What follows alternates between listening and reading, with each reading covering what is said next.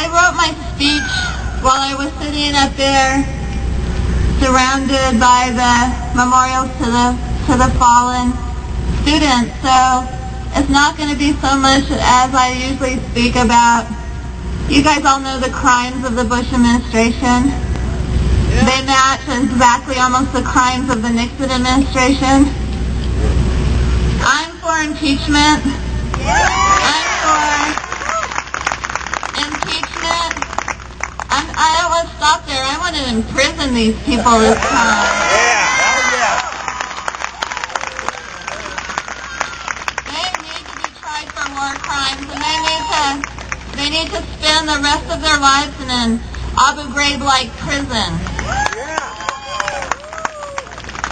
And there's one thing that we need to learn from the Vietnam anti-war movement, is that this cannot be an anti-war movement, because like Tom Hayden said, that's self-destructive.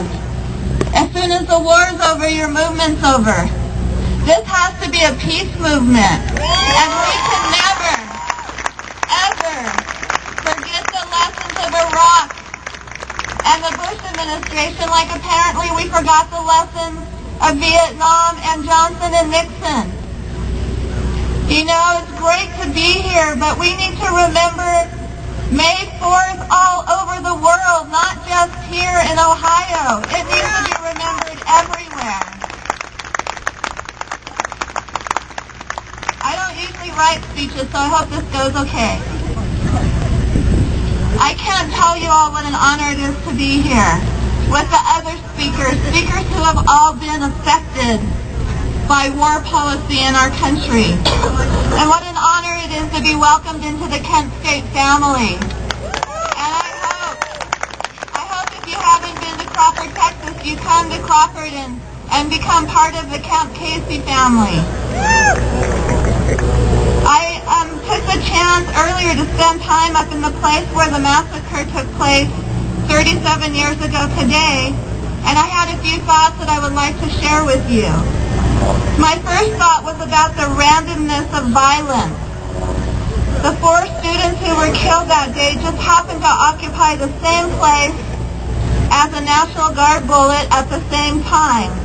Unlike the ones who were wounded that awful day, the bullets happened to coincide with vitally important parts of their bodies, killing them. The places where the slain students fell are marked in memoriam to the stupidity and permanence of violence.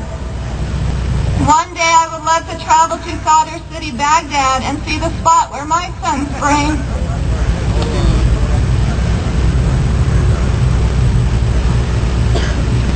Collided with an insurgent bullet, taking his life by the same entity and on the same day that Martin Luther King Jr. was killed, April 4th.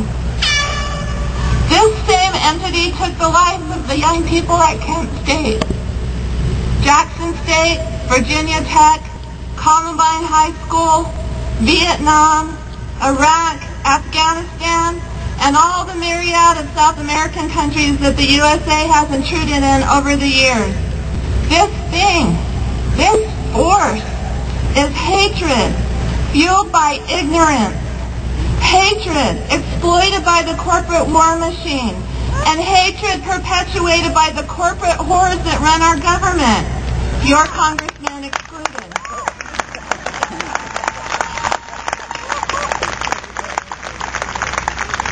Hatred that is systemic and endemic in our society because we don't see the other side as human, or we see our enemies as less human than ourselves. Kent State is not the first place, and it won't be the last place, that bottles, sticks, and rocks have been met with deadly bullets and tear gas. It happens notably to our brothers and sisters in Palestine still. Yeah. It's happened in Northern Ireland and other so-called civilized countries. I am sure when the students at Kent State saw the National Guard, they only saw riot gear and the faces of the man. I just talked to my boyfriend on the phone. He was in Vietnam when that happened. And he said that he was ashamed and disgusted that he wore the uniform of such a violent and repressive government that slaughters students and Vietnamese innocent people and sends soldiers to die and kill innocent people. He had a heart. I'm sure there were many soldiers, National Guardsmen, who were ashamed and horrified as we were on that day.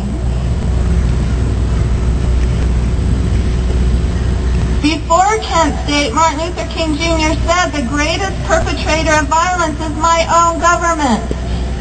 And like Tom said, George Bush is hated and feared more than Osama bin Laden. I was in South Korea. I talked to thousands of people. I said, who do you think destabilizes your region more, George Bush or Kim Jong-il? Not one person said Kim Jong-il. They all said George Bush. And I'm sure the National Guard that day did not see students their own ages, their color, their nationality. They didn't see them as their brothers and sisters. Being so far away, they could not look in the eyes of the young people they were about to murder and see the heart light there that matched their own. Just as in My Lai, Haditha, and Fallujah, no one was ever punished for the crimes against humanity perpetrated here 37 years ago. Wearing a uniform, a badge, or a $5,000 suit does not give a person the right or the authority to hurt another human being.